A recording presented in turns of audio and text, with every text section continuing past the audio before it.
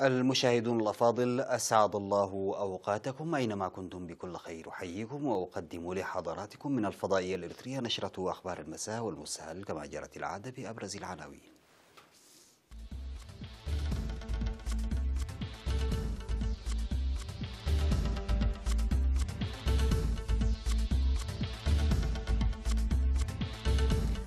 الوفد الإريتري عالي المستوى يختتم زيارته لأرض الصومال.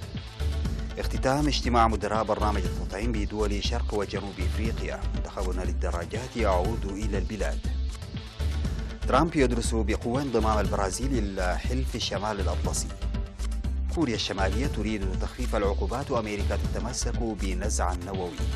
ووزير الدفاع الروسي يزور دمشق.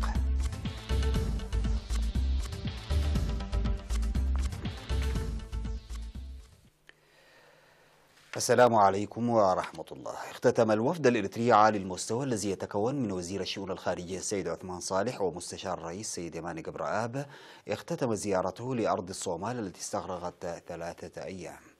والتقى الوفد خلال الزيارة بالرئيس موسى بيه عبدي والمسؤولون في أرض الصومال، وبحث عملية السلام والمصالحة وتطور وتكامل القرن الإفريقي. وشكر الوفد حسن الاستقبال والضيافة من حكومة وشعب أرض الصومال. وكان الوفد الإريتري قد وصل هرقيسة في 18 من مارس الجاري.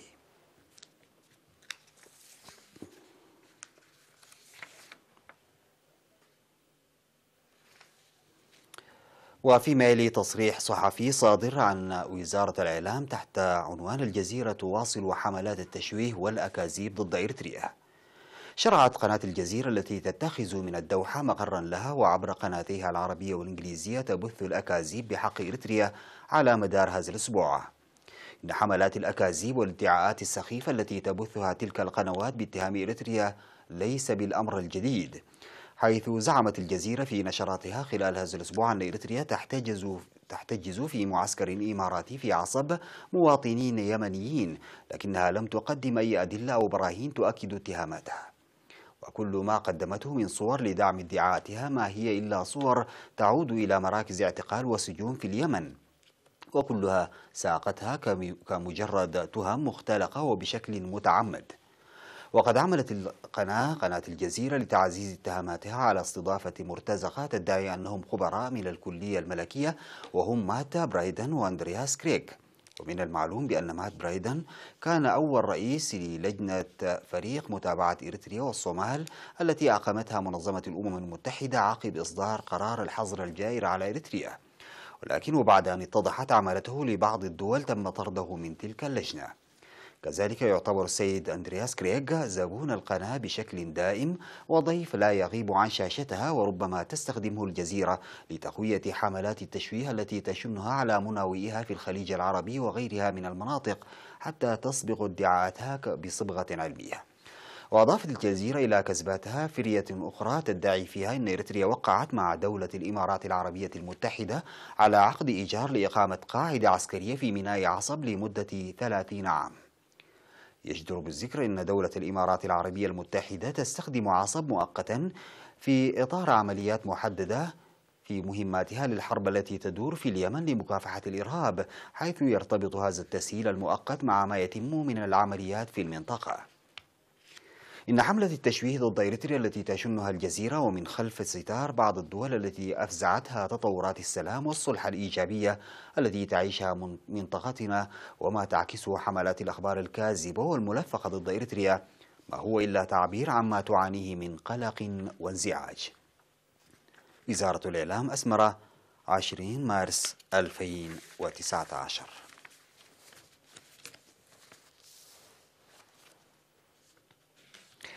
اختتم اليوم 20 من مارس الاجتماع السنوي للقائمين على برنامج التطعيم في دول منطقة شرق وجنوب إفريقيا الذي استضافته أسمرة تحت شعار فلنقم بالعمل الجماعي لفعالية نتائج التطعيم.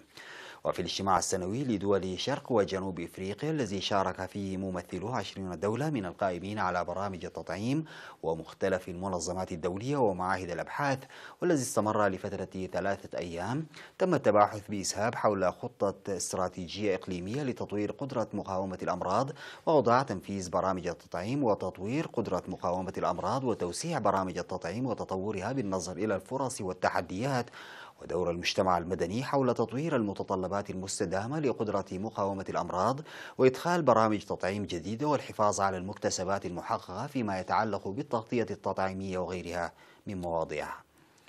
كما قدمت توضيحات تبين تطور ضمان التطعيم والعمل الجيد وتقييم التطعيم في إثيوبيا وتقديم برامج التطعيم في مناطق النزاعات وبرامج تطعيم الإيبولا في يوغندا والاستعدادات للتطعيم ضد الملاريا في مالاوي والحفاظ على الإنجازات المحققة في تطعيم الشلل واتخاذ الحيطة والحذر والحفاظ على المعدات المستخدمة في التطعيم وظاهرة الحصبة في مدغشقر وجرثوم الروتا في بوتسوانا والحمى الصفراء في إثيوبيا وغيرها من مواضيع مهمة.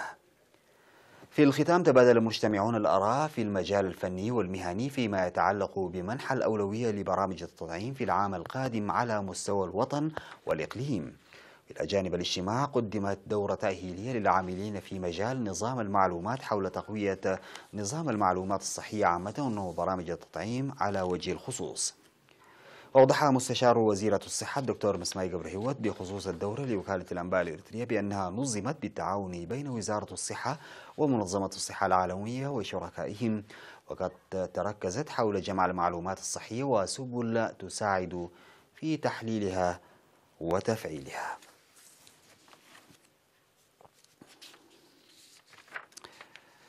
أوضح مدير مديرية شعب السيد أبو بكر إبراهيم أن النفير التنموي في شعب يحقق نتائج فعالة، وذكر أن البرامج المنفذة بفعالية هذا العام شملت حماية التربة وحفظ المياه وصيانة الطرق والبنى التحتية الزراعية ومكافحة دودة الحشد الخريفية والجراد، مشيدا بدور الشركاء لإنجاز العمل. وأشار إلى وجود مساحة أكبر من 8000 هكتار من الأراضي الزراعية التي تنمى بأمطار الهضبة والساحل، وتجري أعمال الحفاظ على المياه بالطاقات البشرية والثيران والآليات لتسخير سيول الهضبة في الزراعة من أجل رفع الإنتاجية. وأوضح بأن خدمات المياه بلغت 80% حاليا بتركيب محركات الطاقة الشمسية لضخ المياه من الآبار في كل ضاحية، ووجود مؤسستين صحيتين و27 مدرسة.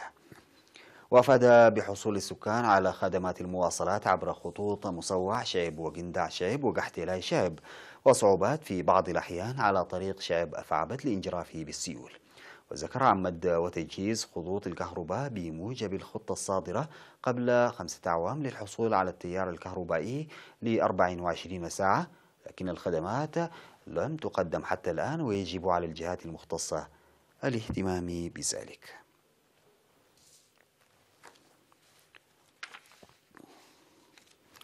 نظم سمينار تنويري في مدينة عصب للطلاب حول تعزيز وعي الطلاب في مكافحة الأمراض المعدية وخاصة الأمراض التناسلية.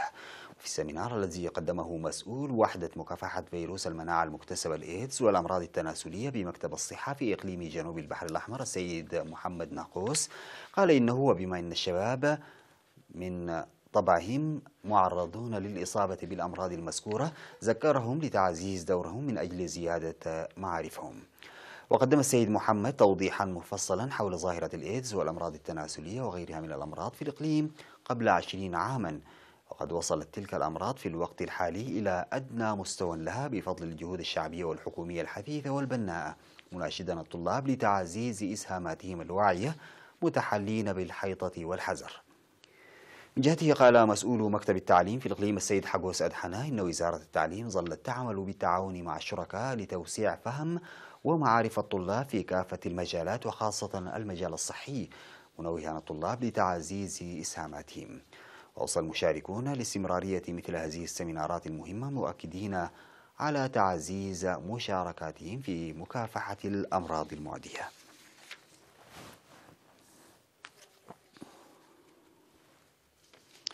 تم تجميع أكثر من 21 قرية في ضواحي أصمات وشقالة هوش وأسندة وأمبلداي وأروتا، وجانب مديرية أصمات للحصول على الخدمات الاجتماعية التي كانت محرومة منها.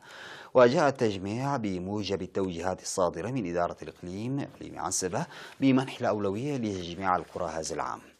أوضح مسؤول الخدمات الاجتماعية في المديرية السيد إبراهيم محمود عدم بدء تجميع القرى في ضاحيتي شاكا وقريت وإيرا وبعض قرى ضاحيتي هوش وشغالي لعدم حل إشكالية المياه. وأشار إلى حصول ضواحي أسندة وشغالي وأمبلداي وهوش على خدمات المياه بالطاقة الشمسية، ووجود 26 مدرسة من رياض الأطفال وحتى المرحلة الثانوية في 8 ضواحي و37 نقطة لتعليم الكبار. وفي المجال الصحي يوجد مركز صحي وعيادة، داعيا وزارة الصحة للاهتمام بالمؤسسات الصحية لأن الموجود قليلة مع الاعتبار للكثافة السكانية. وأكد السكان على أهمية التجميع في حياتهم، داعين لحل نواقص الخدمات الاجتماعية وشق الطرق ووضع حد لارتفاع أسعار المواصلات على طريق كرن أسندة.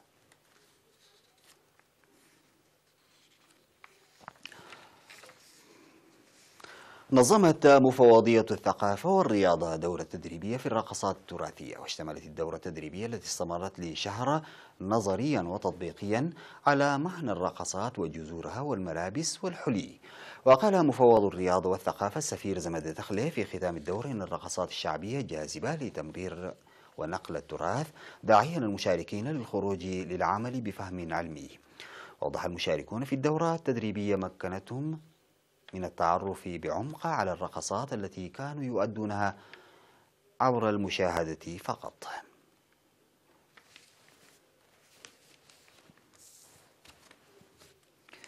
عاد إلى البلاد مساء اليوم منتخب إريتريا للدراجات الهوائية للشباب والنخبة للجنسين، والفائز ببطولة إفريقيا للدراجات التي نظمت في بهردار الإثيوبية في الفترة من 14 وحتى 19 من مارس الجاري. وكان في استقبال المنتخب لدى وصوله مطار أسمر الدولي مفوض الثقافة والرياضة سفير زمد التخله ومسؤولون آخرون في المفوضية، وقدموا أكاليل الزهور على أعضاء المنتخب. وحرز منتخب إريتريا 7 ميداليات ذهبية و7 فضية و4 برونزية ليحتل المرتبة الأولى في البطولة التي اشتملت على سباقات ضد الساعة وسباقات الطرق.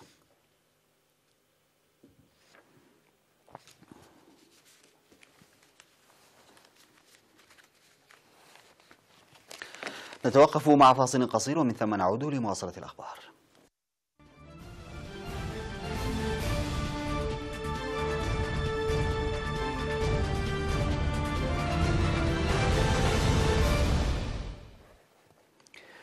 قال الرئيس الأمريكي دونالد ترامب أثناء استقبال الرئيس البرازيلي جاير بولسونارو في البيت الأبيض إنه يدرس بجدية انضمام البرازيل إلى حلف شمال الأطلسي.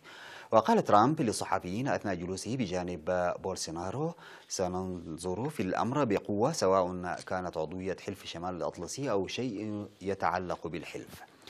وأضاف ترامب أنه يدعم جهود البرازيل في الانضمام إلى منظمة التعاون الاقتصادي والتنمية التي تضم الاقتصادات المتقدمة في العالم. وفي عام 2017 تقدمت البرازيل ثامن أكبر اقتصاد في العالم للحصول على عضوية هذه المنظمة التي تضم نحو 36 عضوا، بينهم دول من أمريكا اللاتينية هي المكسيك وتشيلي وكولومبيا. وكان مسؤول كبير بفريق بولسونارو الاقتصادي قال الأسبوع الماضي إن البرازيل لا تتوقع أن تعلن الحكومة الأمريكية دعمها لمحاولة بلاده الانضمام إلى منظمة التعاون الاقتصادي والتنمية خلال زيارة بولسونارو.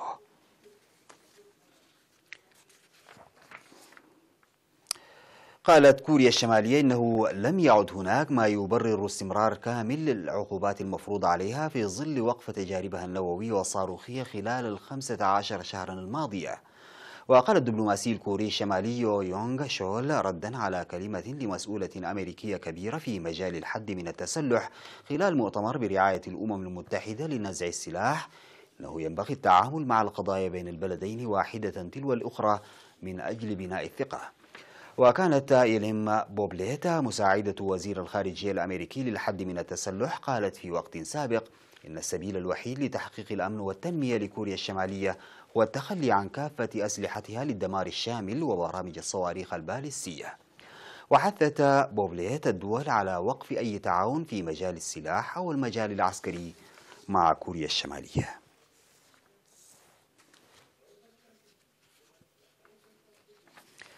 وصل وزير الدفاع الروسي سيرجي شويغو إلى سوريا ليجري محادثات مع الرئيس السوري بشار الأسد، حيث سلمه رسالة من الرئيس الروسي فلاديمير بوتين. وقالت وزارة الدفاع الروسية أن شويغو والأسد بحثا المعركة ضد الإرهاب العالمي في سوريا ومختلف نواحي الأمن في الشرق الأوسط من دون أن تدلي بالمزيد من التفاصيل. وكانت روسيا قد تدخلت عسكريا في الحرب الأهلية في سوريا في أواخر سبتمبر 2015، ما أسهم إلى حد بعيد بإبقاء الأسد في السلطة، حيث كان الجيش السوري قد تلقى خسائر كبيرة في مواجهة مختلف فصائل المعارضة. قالت السعودية إنها ستنفق 23 مليار دولار لتحسين جودة الحياة في العاصمة الرياض، حيث ستزيد المساحات الخضراء وأماكن الترفيه بجانب تنفيذ 1000 معلم وعمل فني أو معلم وعمل فني في أنحاء المدينة. وكشفت المملكة النقاب عن 4 مشروعات تأتي في إطار الجهود الرامية لانفتاح المجتمع السعودي والتشجيع على ممارسة النشاط البدني وتعزيز النواحي الترفيهية للحياة في المملكة المحافظة، إلى جانب الإصلاحات التي تهدف لتنويع الاقتصاد وتقليص اعتماده على النفط.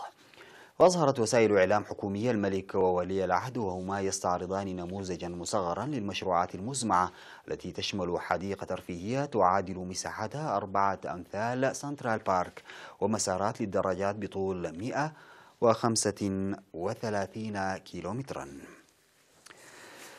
قدمت لحضراتكم من الفضائية الإثيوبية نشرة أخبار هذا المساء.